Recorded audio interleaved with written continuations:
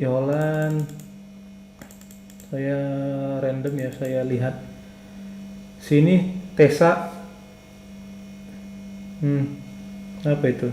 Si Ripka, si siapa lagi ini, saya lupa namanya ini. Samuel, Cynthia, siapa lagi? Asido, Lucy.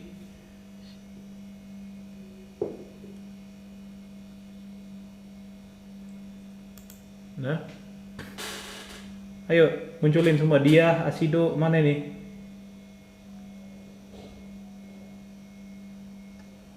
Oke lah, karena sudah munculin wajahnya, saya bisa langsung lanjut ya.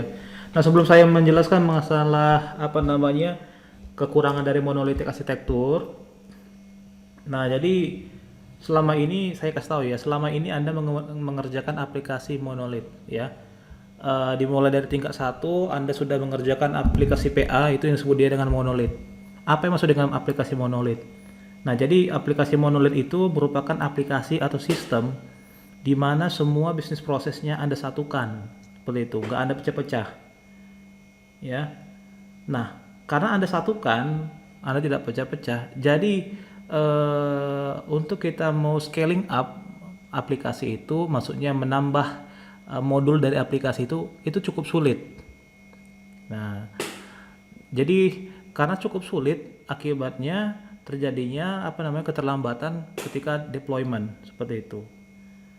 Nah, jadi apa solusinya? Jadi ada yang namanya pendekatan microservice seperti itu, ya. Jadi Anda sudah tahu, sudah saya sampaikan bahwa sebelum Anda apa namanya waktu ketika Anda di PA1, Anda sebenarnya mengerjakan aplikasi yang monolit. Ya, seperti itu. Nah, yang kemarin itu Anda bisa berhasil mengembangkan aplikasi apa namanya berbasis SOA ya. Itu bisa saya kategorikan ada yang sedikit monolit. Kenapa saya bilang ada sedikit monolit? Karena ada yang menurut saya masih bisa di breakdown menjadi beberapa service, ya kan? Ada juga yang sudah sedikit ya ke arah memang service yang independen, maksudnya yang tidak bisa dipecah lagi, sudah granular seperti itu. Nah, jadi kita akan lihat di sini apa namanya seberapa apa namanya kecilkan seberapa kecil service-service yang harus Anda kembangkan untuk menciptakan yang namanya microservice seperti itu. Nah, jadi kelemahan monolitik arsitektur ya, itu ada yang namanya inflexible. Apa yang maksud dengan inflexible? Nah, jadi di sini gue bilang monolith application cannot be built using different technologies. Nah, seperti itu. Beda kalau dengan aplikasi microservice. Kemarin itu kita berbicara mengenai SOA. Jadi SOA itu mirip sekali dengan microservice ya. Di mana dengan teknologi ini Anda bisa mengembangkan aplikasi atau sistem dengan menggunakan berbagai teknologi. Nah, contohnya ya, bahasa pemrograman. Kemudian apalagi mungkin database-nya seperti itu. Nah, jadi semuanya itu dimungkinkan apabila Anda tidak menerapkan monolit seperti itu ya. Nah, kemudian ada masalah unreliable seperti itu. Nah, di sini dikatakan jika sebuah fitur itu tidak bisa bekerja otomatis secara keseluruhan, sistem kalian atau aplikasi kalian itu tidak bisa berjalan. Hal simpelnya aja seperti ini. Ketika Anda misalnya mengerjakan PA1, ada misalnya bugs di bagian contohnya pencatatan kehadiran mahasiswa, contohnya seperti itu. Nah, karena pencatatan kehadiran mahasiswa itu sudah error, ada bugs, artinya aplikasi kalian itu tidak bisa up di mesin ya, seperti itu. Nah, jadi Anda itu harus benar-benar yakin bahwa aplikasi Anda ini benar-benar 100% berjalan. Karena bila tidak berjalan, otomatis keseluruhan sistem, meskipun dia ada beberapa ada beberapa modul yang berjalan dengan 100% bagus, itu tidak bisa berjalan.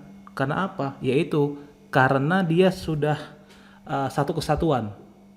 Seperti itu, tidak Anda breakdown menjadi yang lebih kecil, menjadi lebih granular namanya.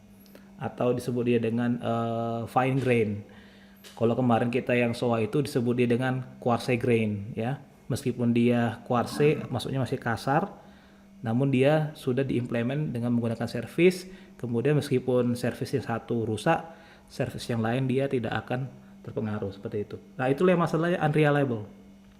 Kemudian masalah unscalable, saya sudah sampaikan tadi bahwa aplikasi monolith ini sulit untuk Anda scaling up. Seperti itu. Maksudnya Anda expand lagi. Ya. Terlebih lagi misalnya Anda nanti bekerja, dulu saya punya pengalaman. Nah, jadi kalau aplikasinya sudah sangat besar, ya, apalagi aplikasi yang monolith, itu sulit sekali kita menambah modul baru. Sangat sulit. Apalagi kalau misalnya ada programmer baru nih, baru masuk nih, join dengan timnya, itu sulit sekali, ya. Jadi itu menyebabkan namanya unscalable. Jadi Anda sulit untuk bisa mengexpand lagi scope-nya, Anda bisa menambah lagi modulnya seperti itu ya. Karena Anda harus mempelajari keseluruhan sistem itu, logik-logiknya semua harus Anda pelajarin, karena Anda tidak seenaknya Anda bisa memanggil fungsi itu tanpa mengetahui apa sebenarnya yang terjadi di belakang seperti itu ya. Berbeda kalau kita bekerja menggunakan SOA seperti itu ya, dimana kita tidak perlu mengetahui sebenarnya apa sih yang terjadi di dalam sistem ini. Kita cukup tahu ada interface ini, ada interface, kemudian kita tinggal mengkonsum, kita lemparkan saja datanya, udah selesai. Di belakangnya kita nggak tahu kerumitannya, kemudian kita ujuk-ujuk udah dapat aja hasilnya. Seperti itu ya. Itu masalah unscalable. Nah, kemudian ada masalah blocks continuous development. Nah, jadi ini berkaitan dengan unscalable ya. Block continuous development ini maksudnya adalah Anda itu tidak bisa sekali up semua modul itu harus up, nggak bisa. Karena apa? Karena ketika Anda melakukan development terhadap sebuah aplikasi, katakan aja aplikasi Anda ini terdiri dari beberapa modul, ya. Beberapa modul ini tidak akan bisa Anda naikkan ke Anda deploy maksud saya ke server kalau seandainya modul yang satu itu belum selesai. Seperti itu, ya. Nah, jadi perlu ada yang namanya perlu ini Anda breakdown menjadi fungsi-fungsi atau modul yang bisa berdiri sendiri atau independen. Seperti itu. Oke. Nah, jadi ketika kita mengembangkan aplikasi monolith ini juga supaya Anda ketahui bahwa kita bisa mengembangkan modul itu secara sequential atau continuous. Jadi selesai dulu modul yang satu, kemudian modul yang kedua baru bisa Anda kerjakan. Karena keterkaitan antara modul yang satu dengan modul yang lainnya itu sangat tinggi. Makanya di monolithic ini disebut dia dengan tight coupled, bukan loosely coupled seperti itu. Nah, kemudian di sini ada masalah slow development. Nah, ini implikasi dari masalah block continuous development. Seperti itu. Nah, jadi karena kita terhambat di dalam mengembangkan aplikasi, ya. Karena kita terhambat, artinya apa? Development terhadap sistem kita itu sangat lambat. Ya, itu implikasinya, ya. Kalau kita mengembangkan atau menggunakan prinsip atau pendekatan dengan monolith arsitektur. Seperti itu ya. Nah, kemudian ada lagi not fit for complex application. Ini sangat betul sekali. Ya. Ini implikasinya ini sebenarnya korelasinya dengan unscalable. Semakin kompleks aplikasi kalian, semakin sulitlah untuk di scale up. Seperti itu. Makanya monolithic arsitektur itu dikatakan not fit for complex application. Anda itu harus bisa pecah-pecah lagi dengan menggunakan service. Apakah Anda menggunakan pendekatannya SOA atau Anda bisa menggunakan pendekatan microservice. Seperti itu. Apa sih bedanya SOA dengan microservice? Nanti kita akan bahas di akhir slide. Seperti itu. Nah, di sini yang terakhir, masalah monolithic arsitektur. Di sini katakan code base grow as we write code to add new features. Betul sekali, ya. Jadi aplikasi itu akan semakin besar, ya. Beda kalau kita menggunakan pendekatan SOA atau microservice. Jadi kalau kita menggunakan monolith, aplikasinya itu semakin besar kalau kita tambahkan modul seperti itu. Nah, akhirnya apa? Aplikasi kita atau sistem kita itu menjadi jauh lebih kompleks. Ya, gitu tadi. Ini ada hubungannya dengan poin kita sebelumnya. Nah, kira-kira sampai di sini ada nggak pertanyaan mengenai monolitik arsitektur? Sofia Tambun, saya tanya Anda. Ada nggak pertanyaan Anda? Sejauh ini masih jelas, Pak. Sorry, kenapa? Sejauh ini masih jelas, Pak. Sekarang saya mau tanya Anda. Apa sih sebenarnya implikasi kalau kita menggunakan monolit untuk sistem yang kompleks? Karena semakin kompleks dia aplikasinya, makin semakin banyak hal yang perlu kita urus gitu, Pak, tentang code, tentang modulnya juga. Sorry, kenapa? Karena semakin kompleks aplikasinya, semakin besar juga hal yang mau kita urus seperti modulnya juga gitu, Pak. Oke, ya. Bisa dibilang seperti itu ya, karena semakin besar aplikasinya, semakin kompleks dia, maka implikasinya kita semakin susah ya membreakdown dan kita harus mengurutkan satu persatu. Seperti itu. Saya nggak tahu apakah zaman sekarang ya udah menerapkan microservice. Dulu zaman saya masih monolith. Ya, jadi kita harus berjuang melakukan debugging, mempelajari kode orang. Nah, sekarang ada muncul yang namanya microservice seperti itu. Di sini microservice kalau Anda perhatikan ya, dia itu terdiri dari beberapa. Jadi sebuah sistem dia itu terdiri dari beberapa service-service seperti itu. Ya. Jadi sebuah service maksudnya adalah di situ implements a single business capability. Contohnya bagaimana? Ada customer service. Seperti itu. Kemudian ada apa lagi yang namanya service invoice contohnya atau order, purchase order. Jadi masing-masing service itu merepresentasikan yang namanya single business capability. Nah, kalau misalnya Anda penasaran, saya kemarin udah coba cari-cari ya, ini masalah seberapa kecilkah service yang harus kita create untuk menciptakan yang namanya microservice. Nah, banyak resource. Jadi nggak ada yang mutlak ya. Nggak ada yang mutlak bahwa sebuah service seperti customer service itu jadi satu service, enggak. Kalau saya baca kemarin dari Stack Overflow, di sana dikatakan bahwa sebuah service, contohnya service read atau nge-view itu jadi sebuah service. Atau bahkan operasi CRUD ya, CRUD itu menjadi sebuah service.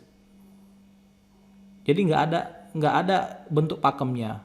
Nah, tapi dengan catatan Anda harus ingat ya bahwa sebuah service sebisa mungkin Anda buat itu independen sebisa mungkin. Meskipun kalau kita baca tidak ada yang 100% itu independen. Pasti akan membutuhkan satu sama lain. Ya. Kalau kita kaitkan dengan konsep SOA kemarin, kita berusaha yang namanya loosely coupled. Jadi keterkaitan antara sebuah modul ya atau service itu kita bisa minimalisir seperti itu ya. Makanya di sini dia microservice itu sebuah arsitektur ya yang membentuk yang namanya membentuk aplikasi sebagai sekumpulan yang namanya autonomous service di situ ya, yang membentuk yang namanya sebuah bisnis domain. Jadi Anda harus ingat ya bahwa sebuah aplikasi sistem di dalam microservice terdiri dari beberapa service-service ya, seperti itu. Nah, jadi microservice itu sendiri juga memiliki karakteristik ya. Karakteristiknya apa? Small, focus on doing one thing katanya gitu kan. Ada masalah kohesi, kemudian katanya di sini fokus pada boundaries ya, service boundaries di situ. Nah, di sini katakan small. Tadi saya sudah sampaikan seberapa kecil service yang harus kita create seperti itu ya. Seberapa kecil. Nah kita berusaha seindependen mungkin atau kita berusaha meminimalisir yang namanya ketergantungan dengan service lain seperti itu. Kemudian dia itu fokus pada sebuah service saja. Ya, contohnya tadi hanya untuk menampilkan data-data kehadiran mahasiswa. Ya silakan Anda buat satu service karena di situ tidak ada membutuhkan data lain dari service lain seperti itu. Ya. Kemudian adalah masalah kohesi. Nah, di sini katanya kata si Robert Martins. Jadi service-service yang saling berkaitan itu kita gabungkan bersama-sama, ya. Nah, itu yang akan membentuk yang namanya microservice. Itulah dia maksudnya kohesi. Kemudian di sini ada yang ketiga microservice, ya. Take the same approach to independent service. Ini sudah saya sampaikan tadi. Kita berusaha sebisa mungkin untuk membuat service yang independen. Seperti itu, ya. Di mana kita harus fokus kepada yang namanya service boundaries. Yang maksud dengan service boundaries itu apa? Kita tidak sebisa mungkin kita jangan berusaha membuat aplikasi kita atau service kita itu ada kaitannya dengan service yang lain, kayak gitu loh. Contohnya tadi saya sudah sampaikan, service untuk melihat data kehadiran mahasiswa. Dia tidak memiliki hubungan dengan service yang lain. Nah, tapi kalau misalnya kita bilang customer service. Customer service ini kan kita bisa breakdown menjadi beberapa modules atau beberapa fungsi. Yang pertama fungsi untuk menginsert, ada fungsi untuk mendelete, ada fungsi men-search seperti itu, atau fungsi memview seperti itu. Ya, jadi kita sebenarnya harus membreakdown ini sebisa mungkin itu menjadi yang ukuran kecil. Kenapa? Meminimalisir yang namanya risiko kegagalan dari sistem itu, seperti itu. Kalau kita mau scale up. Nah, di sini kalau Anda lihat how small is small, ya. Memang kan di sini kalau Anda lihat sendiri ya, dikatakan oleh si John Ives ya, something that could be written in 2 weeks. Seperti itu. Nah, sebenarnya di sini ditekankan in 2 weeks. Berarti kan kalau hanya 2 minggunya, berarti begitu kecil lah service yang dibuat seperti itu. Ya. Sesuatu hal yang dapat diketik ya dibuat hanya dalam 2 minggu. Seperti itu. Nah, di sini the smaller the service, the more you maximize the benefits. Ya kan? Kemudian kalian juga itu bisa memaksimize yang namanya downsize dari microservice arsitektur. Ya. Nah, di sini saya tunjukkan bentuk arsitektur dari monolith dengan microservice arsitektur. Nah, di sini kalau Anda lihat untuk si monolith arsitektur, ya, anggap aja ada sebuah aplikasi, ya, aplikasi Amazon contohnya. Asumsi Amazon ini menerapkan monolith arsitektur seperti ini, monolith ya. Nah, di dalamnya sebenarnya itu kalau kita pecah ada customer service, ada product service, ada car service seperti itu, ya. Dan masing-masing service ini terhubung dengan sebuah database. Nah, berbeda sekali dengan yang namanya microservice arsitektur. Masing-masing service ini biasanya memiliki database tersendiri, seperti itu. Di mana masing-masing service ini dihubungkan yang namanya API gateway. API gateway inilah yang berperan sebagai anti routing. Maksudnya kemana sih sebenarnya request dari si customer atau request dari si user ditujukan. Apakah dia ditujukan ke customer service, apakah dia ditujukan ke car service, seperti itu. Jadi yang handle itu adalah API gateway, seperti itu. Kemudian ada masalah load balancing. Di API nanti, dialah yang menghandle yang namanya load balancing, seperti itu. Agar apa? Agar service itu kalau seandainya ada yang request saking banyaknya itu tidak down seperti itu. Makanya ada namanya API gateway yang menghandle namanya load balancing. Nah, berbeda kalau kita monolith arsitektur. Monolith arsitektur ya udah seberapa banyak pun orang merequest data itu, ya dia akan akan dihandle dia seperti itu. Efeknya mau lambat ya terserah, nggak peduli. Oke, misalnya ada error. Contohnya nggak usah jauh-jauh. Cheese kita itu kalau ada error keseluruhan sistem itu tidak akan bisa dipakai. Kalau seandainya cheese kita itu apa namanya bisa digunakan atau bisa dikembangkan dengan menggunakan microservice, itu tidak akan terjadi seperti itu, ya. Makanya apa namanya itulah kelebihan si microservice arsitektur. Biasanya kalau di PA2 ya memang kali ini untuk D3TI tidak mengizinkan PA2-nya orang sama orang SDI, ya. Karena memang pengalaman kemarin, karena saya dulu koordinator PA2, banyak kewalahan kalau mereka itu mahasiswa ibaratnya dipekerjakan di SDI. Mereka itu disuruh mengembangkan sistem yang dengan pendekatan microservice. Seperti itu. Nah, di sini dia. Ini tadi sudah saya sampaikan. Monolith versus microservice. Jadi kalau kita menggunakan apa namanya klien, kita misalnya oke, kita belanja di Tokopedia, ya asumsi Tokopedia itu menggunakan pendekatan monolith. Nah langsung kita terhubung dengan web server, apakah itu Apache, apakah itu IIS, ya. Nah kemudian dari web server itu akan teruskan request kita ke application server seperti itu. Nah di sini yang namanya bisnis proses kita menjadi sebuah satu kesatuan yang besar seperti itu.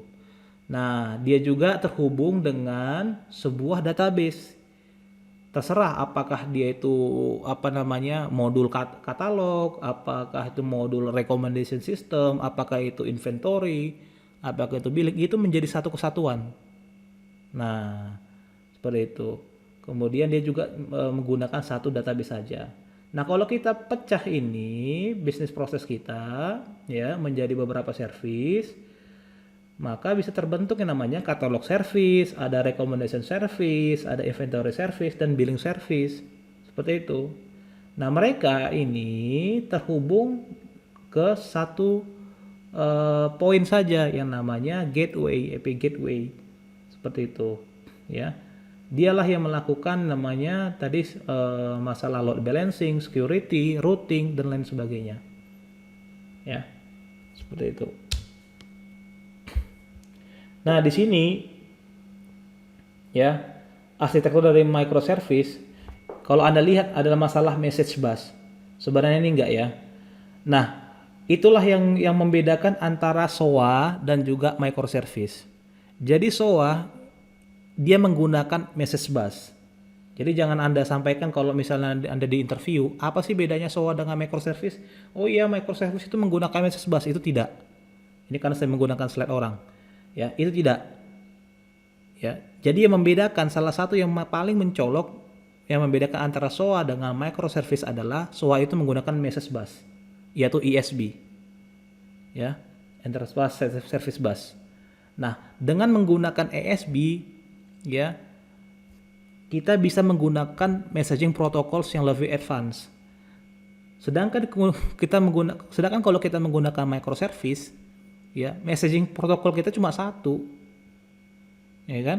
Dia hanya menggunakan misalnya kita menggunakan REST aja di situ. Memang pada umumnya microservice itu menggunakan REST seperti itu ya. Nah, inilah bentuk umumnya arsitektur dari sebuah microservice, di mana dia dengan menggunakan messaging protokolnya, ya, dia bisa menggunakan HTTP REST di situ.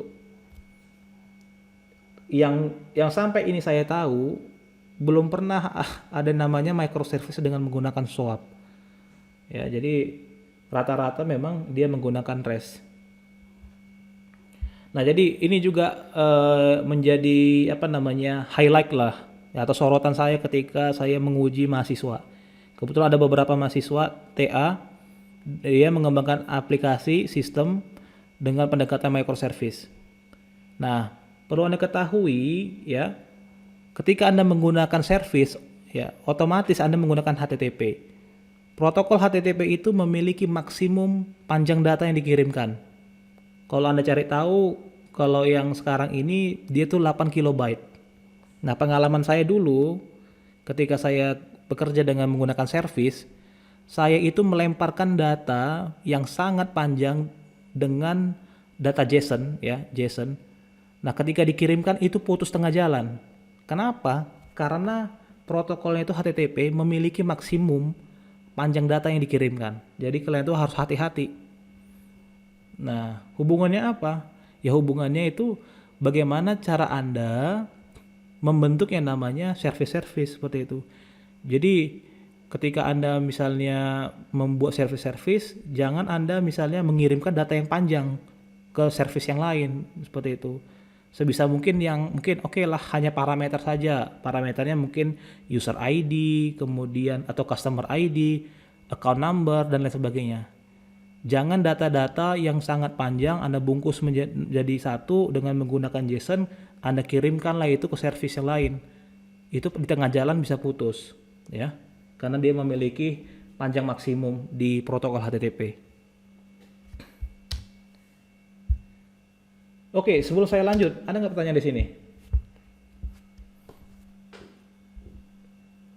Saya rasa sangat mudah karena Anda sudah mendapatkan SOA ya. Ada nggak pertanyaan dari sini?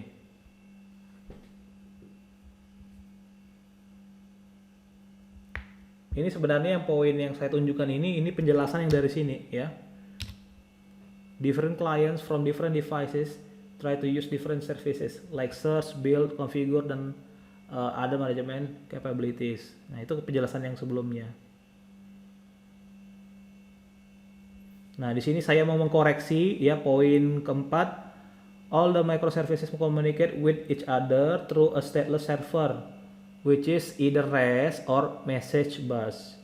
Ya, jadi Anda nggak boleh bilang nanti ketika Anda cari kerja microservice menggunakan message bus. Jadi apa bedanya dia dengan SOA ya? Jadi Anda harus ingat itu.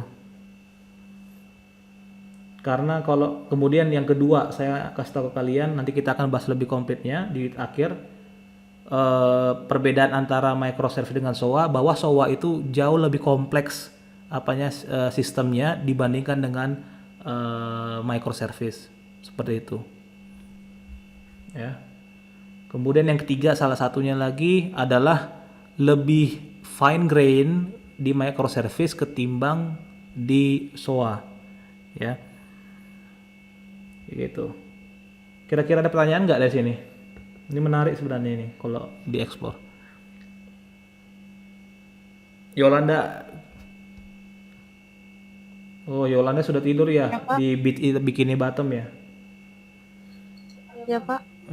Iya Pak ya, tidur saya Pak di Bikini Bottom sama si Patrick ya. Oke, ada nggak pertanyaan Yolanda? Sejauh ini belum Pak. Ya boleh pertanyaannya. Mau dari mana sih ente?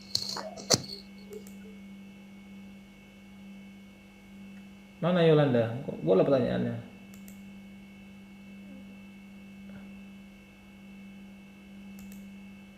Mana sini si Victor Desroni, Leonardo Siagian? Yang tidur-tidurnya kalian?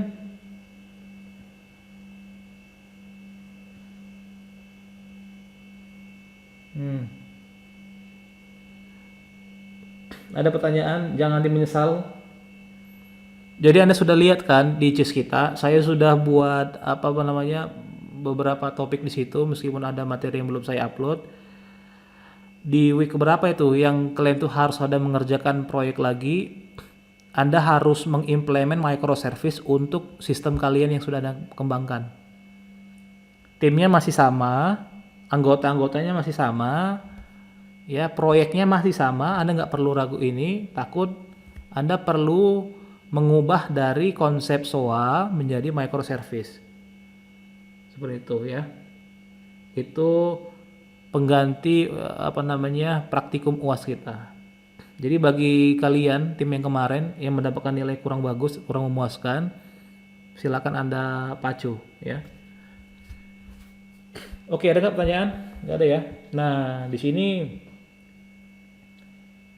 inilah penjelasan yang tadi ini seperti itu. Nggak ada yang apa.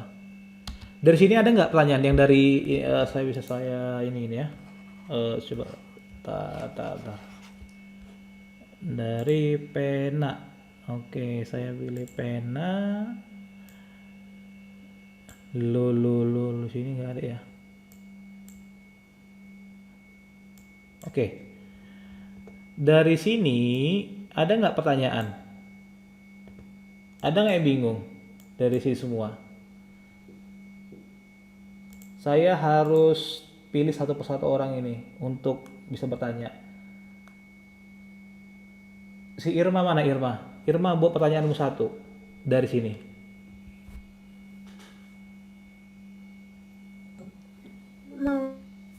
Mau nanya tentang halo Pak. Apa? Irma mana muka? Pertanyaan saya tentang kenapa Pak? Mana mukamu? Sini kok nggak ada? Kalau on cam jaringannya nggak lancar Pak. Oh ya udahlah, salah betul itu. Ya kenapa pertanyaanmu? Tentang perbedaan soal sama microservice yang tentang di message busnya itu Pak. Yang di mana? Yang message bus Oh, sama message bus. busnya itu Pak. Betul, oke. Nah jadi begini Irma, kalau Anda perhatikan yang kemarin, Anda mengimplement yang namanya SOA, sebenarnya ya hanya satu kelompok yang kemarin yang mengimplementasikan Enterprise Service Bus ya. Nah sebenarnya intinya Anda itu harus mengimplement yang namanya ISB. Apakah Anda menggunakan WSO2 atau Anda menggunakan yang berbayar punya kayak OSB, terserah kalian. Kenapa saya katakan demikian? Karena dengan yang namanya ISB, ya service bus, Anda dimungkinkan untuk melakukan berbagai service-service yang kompleks. Contohnya, Anda bisa menggunakan messaging protocols yang kompleks. Nggak hanya Anda menggunakan HTTP, Anda bisa menggunakan RPC, ya. Ada namanya RPC di situ, XML RPC. Seperti itu. Jadi sementara kalau kita menggunakan microservice, Anda hanya menggunakan RESTful aja. Anda nggak bisa menggunakan RPC. Kayak gitu. Atau Anda bisa menggunakan protokol buatan Anda sendiri, ya hanya di ISP yang bisa support. Kan ada itu kemarin salah satu kelebihan dari ISP, Anda bisa buat sendiri sebenarnya protokolnya, kayak gitu loh maksudnya. Nah sedangkan kalau dari sisi service, kalau kita lihat memang nggak kebayang kita nggak terlihat perbedaan SOA dengan si microservice, nggak terlihat ya. Dari sisi ukuran dari service itu nggak terlihat, karena sampai sekarang ini saya juga cari-cari sebenarnya untuk sebuah service itu yang bagaimana sih sebenarnya dikatakan microservice atau dikatakan SOA, seperti itu. Banyak sumber beda-beda juga jawabannya, tapi intinya satu, yaitu sebisa mungkin Anda buat sebuah service itu independen dan juga meminimalisir yang namanya downside dari microservice. Jadi ketergantungan service yang satu dengan service yang lainnya sebisa mungkin Anda minimalisir, seperti itu. Ada lagi pertanyaan?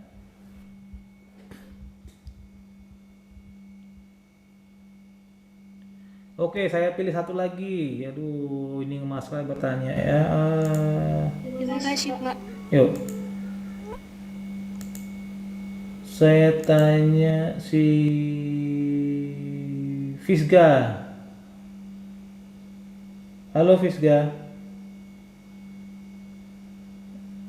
Apakah Anda sehat? Iya Pak. Nah, silakan bertanya Fisga.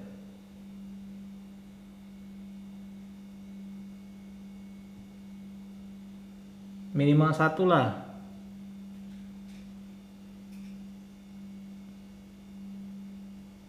Udah bingung sih, sudah ada ngantuk dia kan. Oke lah, saya tanya si Elfrida. Elfrida, laki-laki di belakangmu siapa itu? Artis Korea, Pak. Aduh, kacau. Kenapa nggak wajah si Leonardo? Tidak apa-apa, Pak. Oke, ada pertanyaanmu? Di slide sebelumnya Pak yang tentang monolit sama microservice Pak, masih Ini? agak bingung perbedaannya. Ini? Iya Pak, Apa pertanyaannya? masih agak bingung Pak perbedaan antara monolit sama microservice-nya Pak. Oke, good. Nah, ini ya, saya ulang sekali lagi ya. Ini jangan kalian anggap ini menjadi service-service yang independen, jangan ya. Seperti itu. Ini merupakan satu kesatuan yang utuh di monolitik, ya. Ini merupakan satu kesatuan yang utuh, dia menjadi sebuah sistem. Katakanlah dia e-commerce. Contohnya Tokopedia misalnya. Sebenarnya Tokopedia itu udah menerapkan microservice. Apalagi kayak Gojek atau Grab itu udah microservice mereka pakai. Ya. Nah, di monolitik baik itu modul customer, saya bilang aja modul customer daripada service, nanti takutnya salah mengartikan. Modul customer, modul produk dan modul cart itu menjadi satu kesatuan. Ya. Nah, seandainya katakan saja ya ini ya, seandainya cart modul ini rusak, otomatis Anda tidak bisa melakukan proses pembelian produk seperti itu, nggak bisa. Bahkan Anda nggak bisa deploy ke mesin server kalau seandainya salah satu modul rusak. Ini sering sekali terjadi untuk yang ini paling nyata ya, untuk sistem informasi kita yaitu CIS. Padahal hanya satu modul yang rusak, otomatis orang lain nggak akan bisa mengakses. Sistem itu nggak bisa diakses. Nah, itulah monolitik. Terlebih lagi, masing-masing modul dia mengakses database yang sama. Ya. Dia mengakses database yang sama. Satu aja. Saya sudah pernah melihat hasil ekspor ya. Kan database kan kita bisa mengekspor kan. Saya sudah pernah lihat database kita itu. Kacau sekali. Ya, terdiri dari beberapa table. Puluhan table bahkan saya lihat itu. Datanya kacau sekali gitu loh. Makanya nggak heran kalau Anda itu mengeluh, "Pak, kenapa nilai saya seperti ini? Pak, kok bisa jadi seperti ini?" Itu bugs itu di sistem. Seperti itu. Ya. Nah, berbeda dengan untuk microservice. Microservice itu setiap service dia memiliki 1 DB. Seperti itu. 1 DB. Oke, 1 DB. Nah, implikasinya apa? Ketika service customer rusak, yang lain tetap bisa berjalan. Anda deploy sendiri juga bisa, nggak masalah di situ. Ya, jadi masing-masing service ini bisa dia berkomunikasi lewat yang namanya API Gateway. API Gateway. Nanti kalau kalian TA, kalian harus tahu cara membuat API Gateway. Apakah Anda menggunakan third party, WSO2 salah satunya, API Gateway. Tapi yang bagian ini ya, API Gateway ya, jangan Anda pilih yang Enterprise Service Bus ya. Seperti itu, pilih yang bagian API Gateway. Nah, nanti itulah yang menghubungkan antara service customer, service product, dan service card. Seperti itu ya. Ada pertanyaan lagi di situ? Apakah Anda mengerti? Sudah Pak, Oke, good. sudah mengerti Pak. Hah? Sorry, kenapa? Sudah mengerti Oke, Pak. mantap. Nah, ada lagi nggak yang ingin bertanya? Oke, karena nggak ada lagi ya. Izin Pak. Apa itu?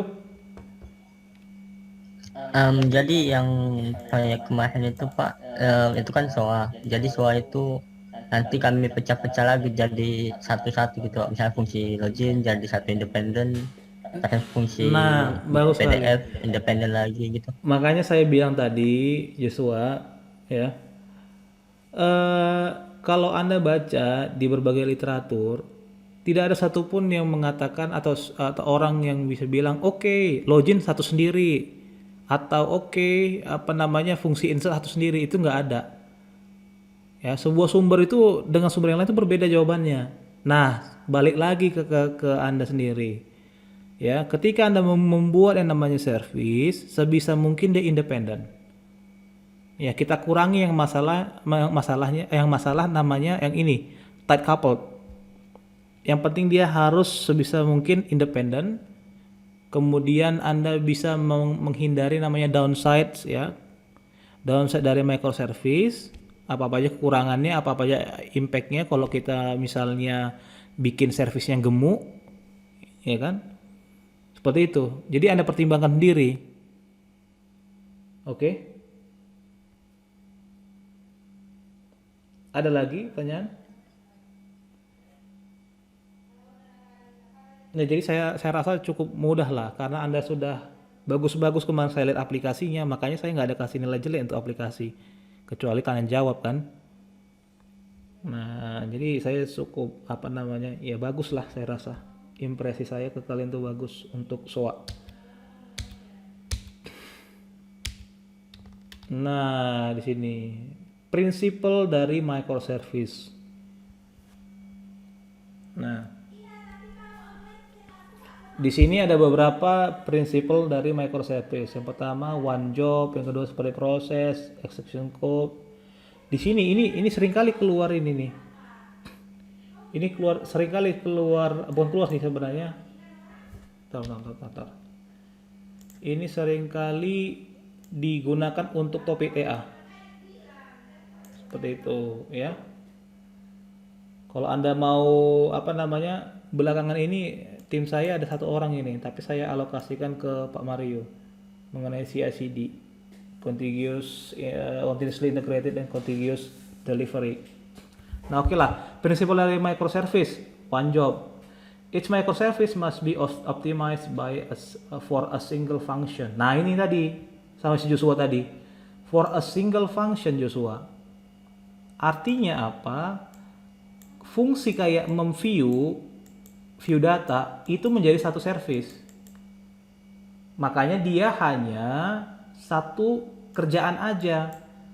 Jangan Anda buat sebuah service itu memiliki beberapa pekerjaan. Contohnya ini ya, tadi saya sampaikan. Contohnya customer service. Itu Anda satukan. Padahal jobnya di situ ada banyak. Ada mau memview, ada mau insert, ada mau mendelete, seperti itu. Ya. Nah, kemudian di sini ada separate processes. Communication between microservice must be conducted through REST API. Nah, di sini kalau Anda pahami bahwa REST API itu menjadi de facto untuk komunikasi antar service, ya, standarnya. Anda harus menggunakan REST API, bukan SOAP, seperti itu.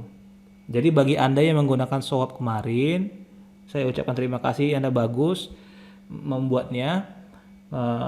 Tapi nanti di sini Anda harus rombak itu dengan menggunakan REST API. Oke, kemudian ada execution scope. Ya, meskipun microservice can expose themselves lewat API, the focus is not interfaces, ya, but on the running components. Nah, kemarin kan saya sudah bolak-balik atau beberapa kalimat saya tadi saya sampaikan masalah interface, ya. Nah, kalau di microservice itu bukan berfokus pada interface-nya, melainkan kepada running components. Maksudnya bagaimana? Pada prosesnya yang small tadi itu, seperti itu. Ya. Nah, CI/CD, saya belum pernah pakai ini CI/CD. Silakan Anda explore, ya. Kalau mau resiliency, ya, sini dibilang you can apply high availability and clustering decision to its microservice. Nah, di sini ini berkaitan kali dengan SOA. Ya. Kenapa saya bilang berkaitan kali dengan SOA? SOA itu single failure. Ya. Maksudnya bagaimana? Contohnya seperti ini. Kalau sistem dari si middleware itu down, ini pernah pengalaman saya, itu down, semua service itu nggak usah kepakai. Single point of failure. single point of failure, SPF. Seperti itu. Nah, di sini di microservice tuh nggak seperti itu. Sebaliknya, dia itu high availability. Seperti itu. Bahkan Anda itu sendiri bisa mengcopy atau mengklon dari service-nya itu. Jadi kalau misalnya down, HA atau high availability bisa dipertahankan. Berbeda kalau Anda menggunakan SOA.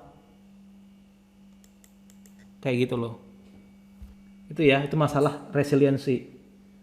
Nah, di sini monolithic approach of scaling all the service in the monolith at the same level can lead to overuse dan underuse services. Nah, silakan Anda mengartikan sendiri ini. Oke, next. Waduh, kotor kali nih. Nah, di sini microservice features, decoupling. Ya, inilah masalah tadi, masalah loosely coupled. Loh. Ada masalah componentization, business capability, autonomy, continuous delivery, responsibility, dan lain sebagainya. Nah, penjelasannya ini bisa Anda baca, ya, semua sudah sangat jelas. Nah, saya ingin fokus sebenarnya pada perbedaan microservice dan SOA. Nah, dari sisi komunikasi yang tadi saya sampaikan bahwa si SOA sendiri itu harus menggunakan middleware ya. Middleware itu yang kita pakai ya, WSO2 contohnya salah satunya. Sedangkan si microservice dia hanya mengandalkan si REST API. Kayak gitu dia. Kemudian masalah interoperability ya. Di sini dikatakan bahwa microservice itu si lightweight. Maksudnya bagaimana lightweight messaging protocols? Ya. Di sini Anda itu hanya menggunakan REST API. Kalau untuk masalah microservice, Anda nggak bisa gunakan yang lain.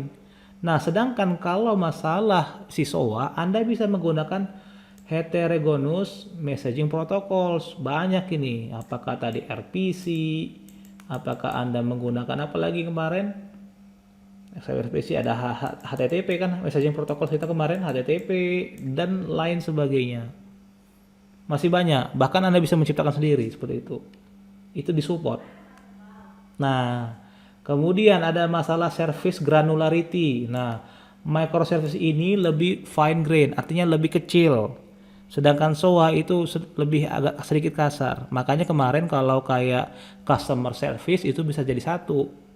Ya, tapi nanti di microservice itu Anda harus breakdown menjadi beberapa service kecil yang sedikit ya lebih independen dibandingkan dengan SOA kemarin. Nah, masalah speed ya. Jadi dengan memanfaatkan yang namanya keuntungan dari sharing common architecture, SOA mensimplify development and troubleshooting. Betul sekali. Kalau Anda bandingkan dengan SOA, tadi saya sudah sampaikan dia lebih gemuk dia modulnya atau servisnya, sedangkan si microservice lebih kecil. Artinya apa? Anda meminimalisir yang namanya resiko untuk memperbaiki jauh lebih besar kayak gitu.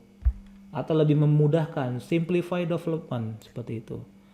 Nah, jadi kemudian ketika Anda melakukan troubleshooting terhadap sebuah service jauh lebih cepat dibandingkan dengan pendekatan SOA. Itulah dia maksudnya. Nah, di sini Pak, sekarang saya mau tanya, kapan saya menggunakan SOA dan kapan saya menggunakan microservice? Nah, di sini pertama dikatakan analyze your project. Berapa besar sebenarnya dan berapa beragamnya aplikasi environment Anda. Semakin besar dia itu Anda bawa ke SOA. Kalau Anda pingin dia lebih kecil, sistem yang Anda kembangkan, makanya Anda bawa ke microservice seperti itu. Makanya saya bilang tadi bahwa scope untuk si SOA itu jauh lebih besar dibandingkan dengan microservice seperti itu. Karena dia sudah melibatkan beberapa sistem yang besar untuk SOA. Next, kemudian smaller environments don't require a robust communication layer, ya. Nah, di sini katanya smaller environments, ya. Tadi itu smaller yang service, dia itu tidak memerlukan yang namanya communication layer yang begitu robust lah, ya. Nah, ketika seperti itu kondisinya, maka Anda gunakan pendekatan microservice. Ya. Ini berkaitan dengan messaging protocol sebenarnya, yaitu communication layer, ya. Oke. Next. Nah, ini referensinya silakan Anda cari tahu, Anda baca, bagus tuh dibaca. Itu aja kira-kira, ada pertanyaan? Hore, sudah bisa tidur. Izin Pak. Izin. Kemana ini? Mau keluar gerbang? Mau nanya Mas. Iya, silakan. Kan tadi Bapak bilang kalau misalnya mengirim data yang panjang melalui HTTP atau request gitu, HTTP request, nanti tengah jalan bakalan putus. Jadi solusinya bagaimana? Nah, solusinya bagaimana? Ya bermain di parameter, Joshua. Jadi yang Anda kirimkan itu hanya parameter-parameter yang datanya kecil. Tes. Dengar ya. Karena saya lihat itu abang kelas sekalian ada yang ngerjain TA dengan menggunakan microservice. Itu semua data dibungkus menjadi satu dalam bentuk message JSON, itu dikirimkan ke service yang lain. Makanya saya tanya kemarin, kalau seandainya ada orang usil ini, ya kebetulan mereka itu mengenai apotik lah nggak salah, apotik Glen nggak salah itu, silakan Anda cari tahu. Kalau ada orang usil, asumsi aplikasi mereka itu dipakai, dipilihnya semua obat-obatan, ya. Dan kemudian misalnya sebuah obat deskripsinya itu panjang sekali, itu bagaimana? Kan seperti itu. Karena mereka itu mengirimkan semua datanya. Nah, itu bisa putus di tengah jalan karena menggunakan HTTP protokol. Makanya lebih baik Anda itu hanya melemparkan data-data yang penting-penting aja. Kalau untuk mengambil deskripsinya ya silahkan. Anda hanya melemparkan misalnya produk ID seperti itu.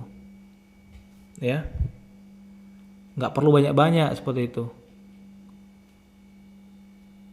Oke, ada lagi nggak kira-kira?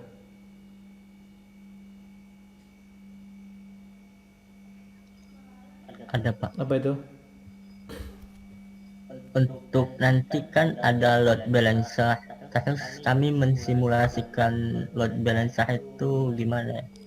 Nggak usah ini Anda menggunakan load balancer. Yang pastinya memang ada otomatis untuk si WSO2 itu adalah load balancer. Ya terserah Anda apakah Anda mau menggunakan load balancer, ya silahkan, bagus. Ya kan? Menjadi poin plus di situ.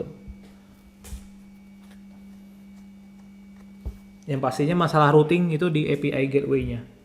Ya. Kalau Anda menggunakan SOA, ya berarti silakan handle di situ. Ada lagi?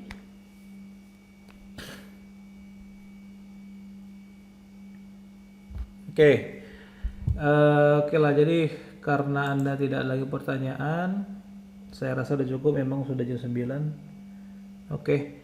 Nah, jadi terima kasih buat waktu Anda. Malam-malam begini seharusnya Anda istirahat. Jadi sudah saya ambil waktunya. Ya. Jadi silakan Anda pelajarin. Anda lihat itu schedule kita kapan presentasi proyeknya. Seperti itu. Karena Anda sebenarnya hanya mengubah dari si SOA menjadi microservice. Silakan Anda explore situ. Pertemuan kedua kita nanti masih tetap microservice teori yang lebih spesifik, dan slide-nya sudah saya upload punya Pak Johannes.